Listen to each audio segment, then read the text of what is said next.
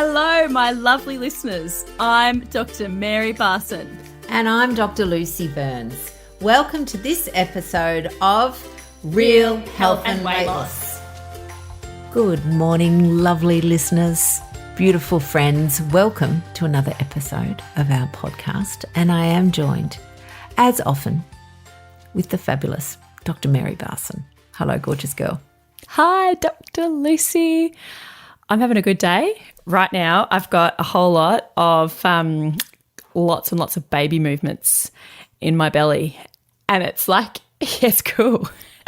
It's like that kind of, at that butterfly fluttering stage. I thought those little butterflies just fluttering around in my pelvis. Yeah. Oh gosh, that's a long time ago for me, but I certainly remember that and thinking, surely that can't be a baby movement. Yeah. Like what is that? It's a weird feeling. It's not like, like the kicks, once they're bigger, bang, you can see their feet just about. But yes, this fluttery movement.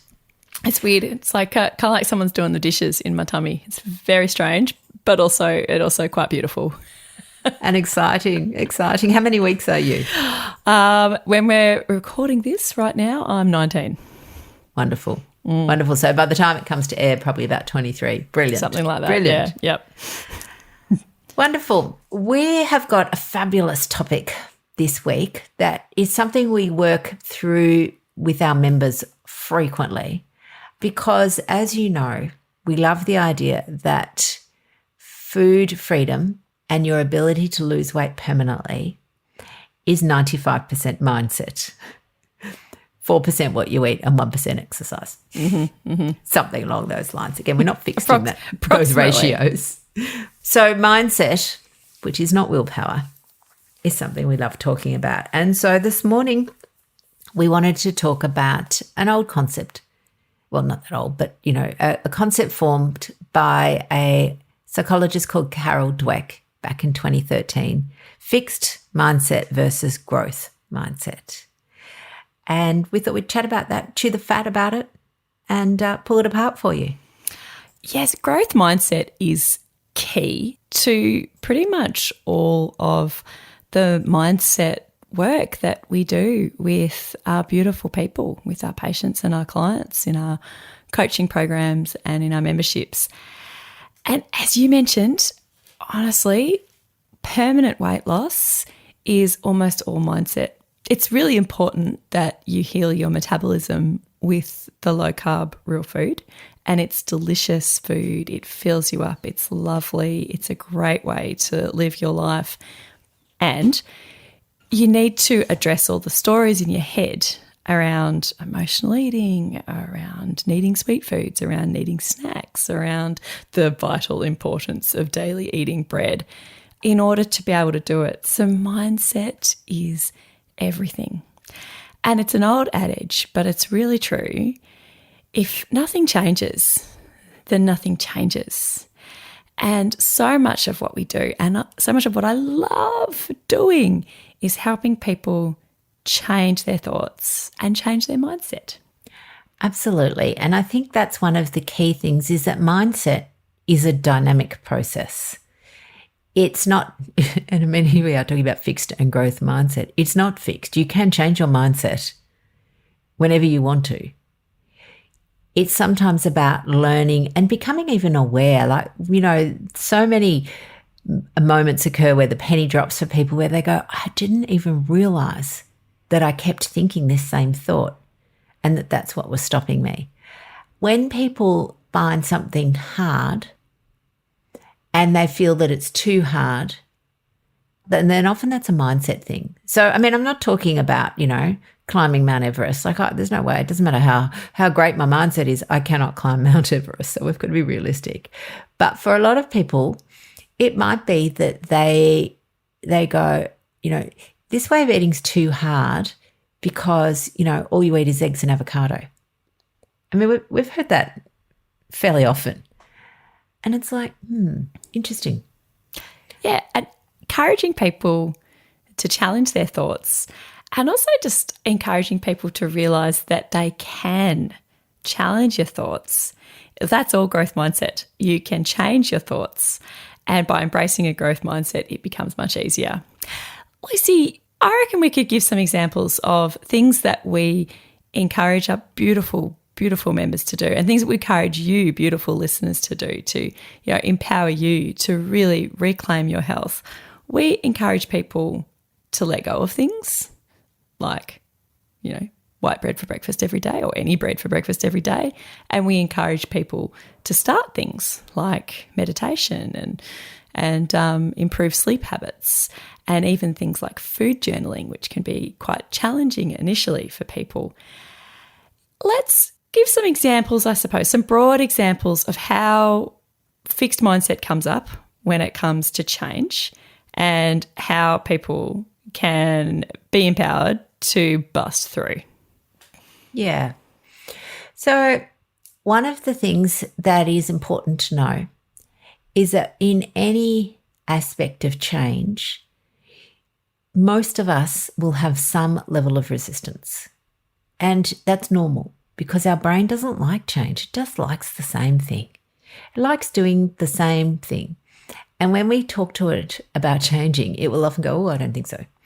And so that can sometimes be people's automatic thought. And an automatic thought can be, I don't think I'm going to try that.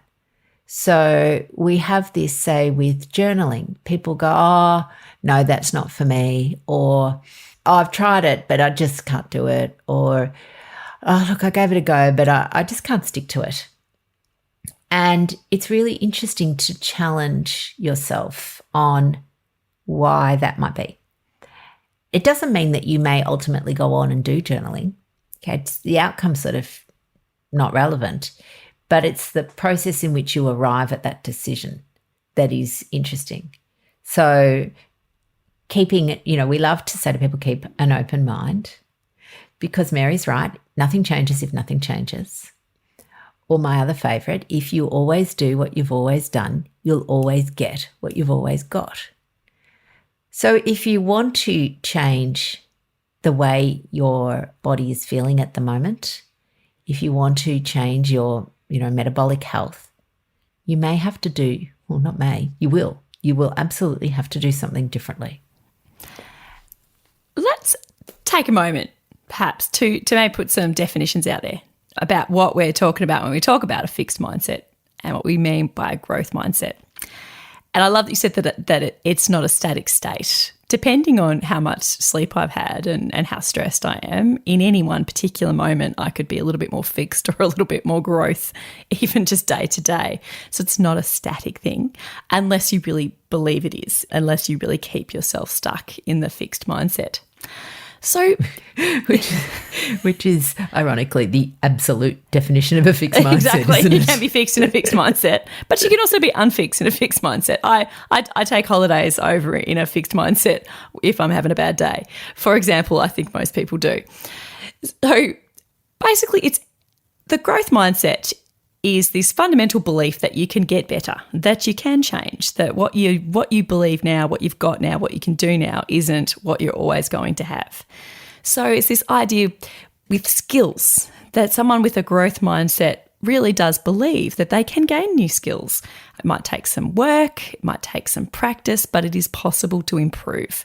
Someone with a fixed mindset would say, like, you can either do it or you can't. You either got it or you don't. You're born with it or you're not born with it. You can't get better. And with regards to challenges and setbacks, someone with a growth mindset might be able to embrace a challenge and see it as an opportunity to grow, an opportunity to extend, to be more persistent. But if you've got a fixed mindset, you see a challenge, like, stuff it, I can't do it, throw in the towel, I knew I couldn't do this, I'm bloody useless, and just a tendency to give up easily. And then how people view effort. So a growth mindset, people will view effort as an essential part to being able to gain new skills, to master new skills, to get the change that they want. But people with a fixed mindset might not see any value in effort at all, because either you can or you can't. Either you're good enough or you're not good enough. Putting in some effort to try and attain a new skill or to let go of a habit isn't going to make any difference, because it's just not going to make any difference. And then this is interesting. This is definitely how, depending on how I'm feeling, I can be more fixed or more growth, is with feedback. So someone gives you some feedback. Hopefully it's constructive and nice. you can find it useful. You can be open to feedback if you've got a growth mindset. Allow it to help you learn and to identify areas to improve. If you're sort of stuck in fixed mindset, you see feedback as threatening. You get defensive, take it personally, very unlikely to change from response to that feedback. And as I said, depending on how my day is, I could be in either one of those camps, which is normal. It's totally, totally normal. And then this is a really critical part of growth mindset versus the fixed mindset is how you deal with setbacks and little failures, little lapses, got stressed and ate the ice cream on the way home from work. Well, if you've got a fixed mindset, you might just get totally discouraged by this. Throw in the towel. I can't do it. I'm useless. I'm hopeless. I shouldn't even try. Why did I even bother trying? I obviously can't do this. Versus, okay, could this be a bit of a wake-up call? What is going on? A growth mindset might use this as an opportunity to learn. And Dr. Lucy, we love failures. We love them. We love them. They're so useful. And, when people come into our clinic or even show up in our Zoom calls and they do it and everything's going fine, I mean, it's lovely, but there's not a lot of learning opportunities. I actually love it when people come in and there's something's, gone a little astray for them. Because we can work through that, because the whole idea of making a slip up, a lapse, is to then learn from it and not hide. The hiding is when you've done whatever it is and you just want to forget about it, and so you don't actually learn. And so it will keep happening because life keeps happening. We are just a series of repetitive incidents. Whereas if you can learn from it and think, right, what could I do differently? People will turn up when they think they're doing well and hide when they think they're doing badly. And that's that shame and guilt. We say, please don't hide. That's when you need us. That's when you need to come. That's when you need to turn up to your appointments or you need to come to the Zoom call. If you think that you're not doing something well, then we can help you kind of reflect on it with beautiful kindness and compassion. And we have a little acronym. We use it for two things. So SLC, which stands for your slip, lapse and creep, which are when you're, just veering off your path a little bit. And then you can address those with the SLC, which is self-reflection. So asking yourself, what was going on for me? What happened? You can learn from it. What could I do differently next time? And you do it with C, a compassion. You can't do it by just beating yourself up or blaming others even. I wouldn't have eaten that ice cream if my boss was nicer. That might be how you feel, but your boss didn't put the spoon in the thing and feed it to you. You have to take a certain level of responsibility. And so it could be a different way that, you talk to yourself and go, right, I was distressed. I got feedback. He was mean or she was mean. I felt abandoned, betrayed, belittled, humiliated, whatever feeling. And so I ate ice cream to help soothe. So the talk would be, oh, okay, I needed soothing. I felt distressed. That's okay. It's probably not helpful that I do this all the time. What could I do differently? Okay, next time, if I feel distressed, humiliated, whatever, I will go and talk to my trusted friend, or I will go for a walk, or I will get myself a cup of tea in a fancy cup. I will try and soothe some other way. And you can see how you do that with compassion. You're not being mean to yourself. No, it's not a level playing field here when it comes to how much of a fixed versus growth mindset we all have. We've all got entrenched stories in our head. We've got entrenched behaviours and patterns from our childhood that will make us flip back and forth to certain behaviours and certain habits in certain situations. And we're not suggesting that this is entirely easy for everybody all the time. But what we are saying absolutely is that every single beautiful one of us is able to continue to cultivate that growth mindset and continue to grow it and strengthen it and nourish it, no matter where you are on the spectrum at any given time or any given day. Absolutely. And, you can view perhaps the concept of growth mindset as really just being open. open to new ideas, open to change, open to feedback, open to skills.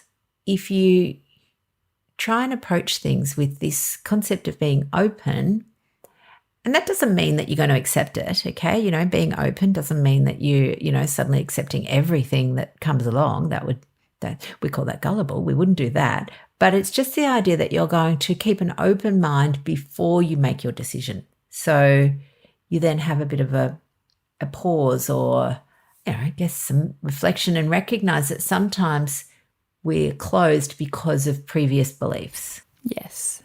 And beliefs and stories can change, and you can cultivate new, more helpful ones if and when you need to. And I would go even further, Mares, to say that they actually have to change if you want to change. Nothing changes if nothing changes. Yes, doing what you've always done will get you what you've always got. So a couple of skills. So we talked briefly about journaling, and you mentioned meditation in there, and it's really interesting, meditation. Why do you think that people are resistant to it? I think people are resistant to meditation because very frequently there is this idea that if you sit down to empty your mind and enter a state of nirvana type relaxation, and the first time you try, you can't, that people immediately, I can't do it. I tried it, I can't do it. I hear that all the time. I really wish in some sort of magical land I could get $1 for every time I heard someone say, I tried meditation, but I just can't. I can't turn my mind off. I can't do it. I'd be so rich. It would be amazing. But so I spend a lot of time breaking this down. Yes. It doesn't need to be perfect. Meditation is a skill that people get better at it. And am I as good at meditating as the Dalai Lama? Absolutely not. But am I better at meditating than someone who has just started their meditation journey? Yes, I am. And it's just practice. We all have an innate ability to be able to induce a relaxation response, and all have an innate ability to be mindful. We've certainly discussed meditation a lot on this podcast in the past. That takes a bit of practice. And the amazing thing about meditation is that it does get better with practice. We get more skilled at inducing that lovely relaxed feeling. But it's actually the practice that is the point. The end result of inducing that relaxation response and feeling that moment of peace actually isn't the point. The point is stretching our mental muscles and giving it a go. And it's the whole trying to meditate, the whole trying to corral our thoughts and bring them back to the moment that really strengthens our mind in an incredibly useful way. It's like if you're training to run a marathon, you could focus only on your ability to get the marathon done, and then that's it, I'm never going to run again. Or you could be focusing on the fact that you're getting stronger and fitter and your cardiovascular health is improving, and that actually training is the point. And with meditation, I firmly believe that the training is the point. And when you are getting to a regular pattern of it, you've actually got much more space in your brain and an ability to be much more open and to cultivate the growth mindset. So it has a myriad of benefits. But the thing is that it's a skill. Pleiotropic. And that is pleiotropic. I love that word. It is pleiotropic. And we can all do it. We can all do it. You just need to break down that mindset that tells you can't. And it's interesting because I think in our culture, and lots of cultures around the world, the focus is always on the result, not the process. So, the result is that you, when you're meditating, you're meant to be able to just focus on your breathing and everything else will quieten down. And so you cannot achieve that in your first 10, 20 meditations, 100 meditations. It doesn't happen that easily because our brains are used to running around. And, you've heard us use the little dog analogy that if you're training a puppy, its job is to, you want it to walk with you, but it's going to run off and sniff all the bushes and bark at all the other dogs and, wee on the lamppost and whatever. And I think people think that the idea is if we got rid of all the bushes and the lampposts, then we would be able to meditate. But it doesn't work like that. So every single time you bring your dog back and you're training it to just walk with you, You're not out there trying to hack down bushes and chop down lampposts. You're just training your dog. That's what meditation literally is. But it isn't easy. It's simple, but it's just not that easy. No, it takes a while. And if you feel a little itch and you stop and scratch, if your child comes in and interrupts you because, they want a glass of water, if you find that despite your best efforts, you just can't stop ruminating over your mortgage repayment, it's okay. You just keep going. You just try again tomorrow. You just keep going. It's still beneficial even when it's imperfect. Being able to embrace that idea is a perfect example of a growth mindset. Absolutely. Persistence. Just persisting. Open and persisting. So we were talking also about people's fixed mindsets around letting go of certain things.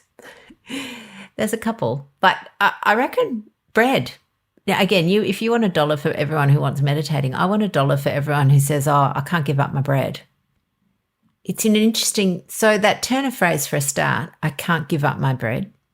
It's that thought will lead to deprivation and restriction because you're having to give something up and you can't do it. And so, I often think, well, how about you could think of bread like this?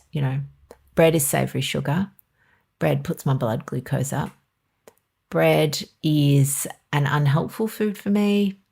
Bread is something that's highly processed that I no longer really need.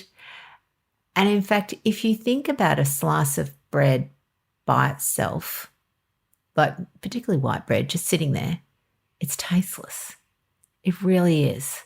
It's like an old sponge. It's got nothing in it.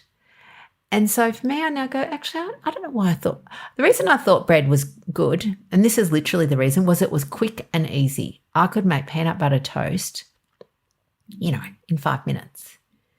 But there's buckets of other foods that are quick and easy. Yes. I've had conversations with people who have a fixed idea that opening a packet of biscuits is less effort than taking some ham and cheese out of the fridge. Absolutely. And that they believe that. And that's an idea of that sort of fixed mindset. So gently challenging these and gently encouraging people to challenge these thoughts themselves is key to permanent weight loss, basically. Yeah. And I have used this example many times and I'll continue to use it because a vegetarian rarely feels deprived about not eating meat. They don't look at meat as something they're missing out on. They just don't want to eat it. And my little one, when she was little, and she was 9 when she decided to become a vegetarian, she loved bacon, absolutely loved it. It took her a while. She let go of all the other things, and I'm in there thinking, God, can you just eat a piece of meat? But no. And then one day she says to me, right, Mum, I'm ready to let bacon go. I don't want to eat it anymore. And she hasn't since, and she doesn't sort of lie awake wishing she could eat bacon. She just doesn't eat it. Yeah. Yeah, that's it. It's her identity. Yes. Oh, that's another whole topic, isn't it? It is indeed. We might do that. We'll do that in the future. Sounds like a good idea. I reckon it would be good now to go through a few tips about the actual nuts and bolts of how we help people develop their growth mindset. And we've already done this. I reckon it would be good if we just sort of we lay it out in a bit more of a linear process. So the first thing is to realise that you can improve. Like from a scientific standpoint, you can create new thought processes. You can make new neural pathways in your brain. You can literally change your brain by changing your thoughts. So understand that change is possible. Yes, and that your thoughts are just a connection between two nerve cells. So they're not actually you. They're not who you are as your essence. They're just two nerve cells in your brain that have connected, and you can make different connections. And to challenge your thoughts. So when you get that negative inner voice, well, not necessarily negative, but it can be, I can't give up bread. I can't go without bread. You can challenge that thought gently and kindly, and you can quieten it down. Or this one, that low carb is too hard. Yeah. Yep. Why is it hard? You can challenge those limiting beliefs, or even the belief that low carb is nothing but eggs and avocado. That's a thought that you can challenge. I remember once somebody in our group did put this up once. Does anyone get sick of avocado? And it's like, oh, no. Why would I get sick of avocado? Well, who's making you eat the avocado? Yeah, I don't know. Yeah, it was an interesting thought. So again, a part of that's a fixed mindset that she's sick of it. Oh, well, don't eat. You don't have to, there's more food in the world than avocado. Yeah. Yeah. And again, no judgment, just interesting. Yeah, interesting. I don't eat avocado all that much. It's not my favourite. So, yeah, that's just. Yeah, whereas I love avocado. That's right. But only with salt on it, I'm going to say. Just adding it's pretty amazing. A little bit of apple cider vinegar. Yeah, that's good. Reward the process. We talked about this. So it's not the end result of, being able to meditate perfectly, whatever that is, for 30 minutes or being able to, run the marathon. It's the process that is the whole point. The process is everything. And to reward yourself for that process, don't reward yourself with ice cream, but to give yourself a mental pat in the back and to really be your own inner cheerleader when you are progressing and working towards your goals and getting to where you want to be. Absolutely. And, again, that focus, people focus on the scales and they go, oh, well, I haven't done, we have a little Toot Your Trumpet Tuesday in our group. We encourage people to talk about their wins across all sectors. And some people are focused on that scale. No win for me, nothing's changed. And that's part of a fixed mindset. And it's not their fault. That's diet culture that tells you your only win is that the scales have gone down. The final part that we help people with cultivating that growth mindset is to accept failure and slip-ups and creeps and lapses as part of the process and to celebrate them for their fabulous learning potential. Failures are your greatest learning tools. Absolutely. And, there is no human in the whole wide world that has never failed unless they never do anything. Okay? Unless they never do anything. That's the only way you can't fail is to do nothing. So anybody who ever fails, you're doing something, and that's, total awesomeness. It's the best way to permanent weight loss is to embrace your failures. Absolutely. A wonderful, wonderful learning opportunity. All right, lovely. So what we'd encourage you to do this week is just gently challenge some of your thoughts. Become aware of them. I guess it's the first point. You can't challenge them if you're not aware of them, but just notice them and go, oh, interesting. Again, you're not bad. You're not a terrible person. You're not hopeless. Interesting. It's my favourite word. Maybe that'll be my word of 2022. I've been thinking of a word. Last year's was cultivate. Interesting. Isn't it interesting that I always go to this? Wasn't it interesting that last week when Mary talked about bounty, bang, into my brain came a picture of a bounty. It's just, we are fascinating creatures. I love it. Interesting is like the essence of mindfulness. It is observing your thoughts with interest and curiosity and understanding that you're not your thoughts. I love it. You just think that it's interesting. It is interesting. Wonderful. Have a gorgeous week, beautiful humans. See you all next time. Bye now.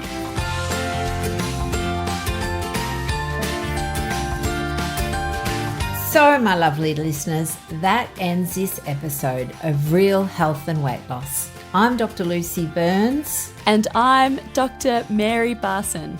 We're from Real Life Medicine. To contact us, please visit rlmedicine.com. And until next time, thanks for listening. The information shared on the Real Health and Weight Loss podcast, including show notes and links, provides general information only.